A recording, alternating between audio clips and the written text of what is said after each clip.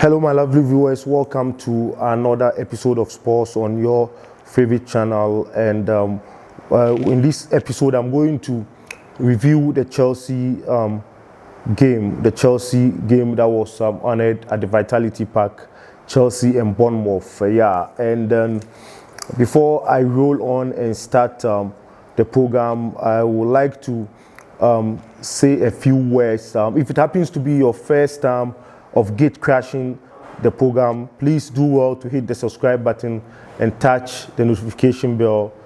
Share the program to as many viewers as possible, because the greatest disservice to mankind, as I always say, is to deny a greater number of people and information which will benefit them a lot. And I must say, I wouldn't put it as sharing as caring, but that's my way of putting it. So do well to let the message get across to greater number of people for the love of Chelsea and football fans. And then coming back to our main mission of the day in this episode, some kind of a Drogbatic display of performance by Armando Broja as Chelsea won 2-1 against Bournemouth at the Vitality Park. As usual, this is a friendly game, and so the coach used the opportunity to see most of the players more in the competitive match, kind of competitive atmosphere, because normally he's used to seeing them at the training sessions and playing, as you are aware, playing at the training sessions and playing in a competitive match, be it friendly or cup match or tournament, is a different thing altogether. And so not surprising at all, he had a lineup, which an unusual lineup, which Chelsea fans are not normally used to, but we accept that pre-season is an opportunity for the coach to test our fringe players that we have. And so no wonder we came up with lineup: Kepa Arrizabalaga in post, Dujan Sterling, Luis Baker, Malang Sarr, and then Hudson Odoi, Drinkwater. Danny Drinkwater was back, good old Drinkwater. Remember, he played it the simple way in the game, reminiscent of the era during which he and N'Golo Kante manned the midfield of Leicester City. And then we have Conor Gallagher. Luckily for him, he was the only player who was not substituted on the day. And then Marcus Alonso was also the captain on the day. Hakim Ziyech also brilliant display in the first half. Tammy Abraham, culprit of missing chances. This was a game that we were thinking Tammy Abraham will use as a springboard to convince Thomas Tuchel not to sanction his sale or exit out of Chelsea. But unfortunately for our brother Tammy Abraham, he couldn't utilize the opportunity which was available to him. But he's still. We think we can't judge a player based on one match. And as I said in the video that I did for him, christened and titled, Tammy Abraham has not been treated fairly by Thomas Tuchel. If you haven't watched it, please do well to go and switch back and watch the video at your own convenience. You will find it interesting with respect to the arguments I put out forward relative to, in comparison with him, to Timo Werner. That is not to say that he is better than Timo Werner, no. But I said so many things in the video. As I said, if you watch it, I will appreciate it and you understand and come to terms with whatever I'm saying.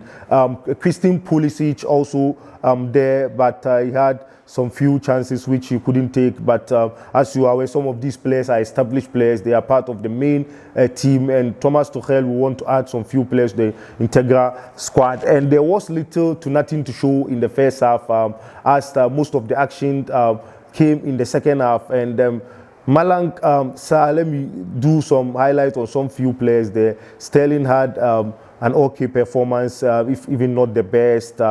He was before Miazga came in to replace him. Luis Baker was also cool on the night. But Malang Sarr is a potential that we bought and sent to FC Porto on loan. And so that begs to come back to ask the question of why Chelsea is spending a whole lot of money on Jules Koundé, as we have players like Malang Sarr, if it were to be about playing defense.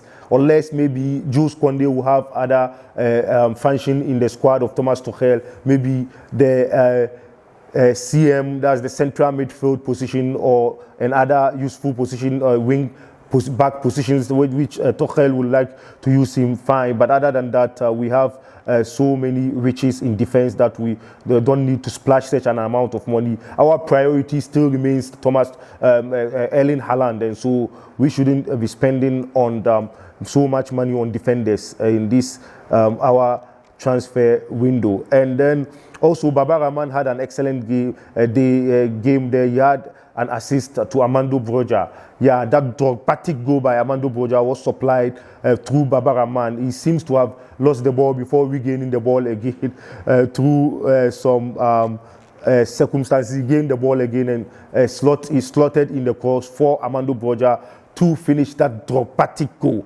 And then Ike Ogbo also came in to finish the game for us. So unfortunately for the senior players, it was a difficult night for them, but for the young players, luckily for them, it was a good night for them to savor. And then players played in front of a sizable number of crowd, and also the game was a slow tempo, till reminiscent of starting the gears of a car from 1, 2, 3, 4 till it peaks to the apex or highest level. And so that was what happened in the game, and then it was a slow performance. Anyway, the results wouldn't have mattered anyway if even Chelsea had lost, and I agree with those pundits who are saying that. I do agree with them, because this is an opportunity for the coach to look at the players once again to see where he can cross his T's and dot his I's with respect to the upcoming season. And also Ross Barkley was also in action. Quite a fantastic performance there. He put in the assist for the second goal, a fantastic cross to Ike Ogbo. That it was a fantastic match that we watched. Kudos to members of the Chelsea fan club and all the members of the club there. We had an excellent enjoyment yesterday on our platform, and hope it continues till we defend the Champions League. Still remember, we are the champions of Europe and coming back strongly into the season. And yeah, and so the goal that Chelsea conceded, you couldn't fault Edouard Mendy, as he had prevented Chelsea from even conceding an earlier goal by stopping one-on-one occasion, about twice on 2 occasions or so.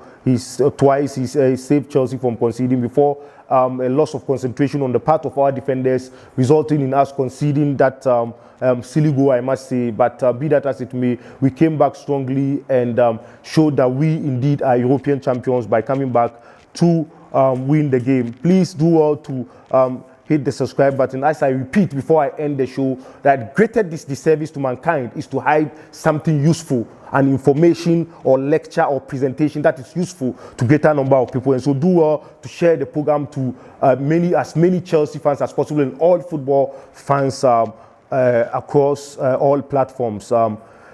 I must say thank you very much for spending your precious time to engage with me on this platform. I love you wherever you are. Still blue is the color. Thank you very much. Cheers. Bye-bye.